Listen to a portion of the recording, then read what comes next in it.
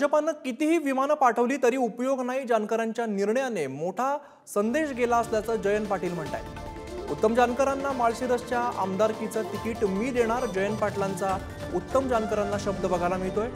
बरेच जण लोकसभा झाल्यावरती आमच्या पक्षात येणार असल्याचं सुद्धा वक्तव्य जानकर यांनी केलेलं आहे. जानकर साहेब, तुम्ही आमदार 2 लाख मतांनी होणार आहे. तुम्हाला कोण तिकीट देणार नाही. मी तुम्हाला तिकिटाचा शब्द देतो. पाहिजे असेल तर विधानसभेचा एबी फॉर्म तुमच्या हातात येऊन जाईल. 3 पक्षामध्ये बरेच उमेदवार अडकलेले आहेत. असे लय जण नाही जे म्हणतात की आम्ही लोकसभा झाल्यावर तुमच्यात येणार आहे. जे म्हणतात आम्ही विधानसभेला आम्हाला नक्की आहे का, असा करार एक 12 ते 13 जणांच्यावर मागं झालं.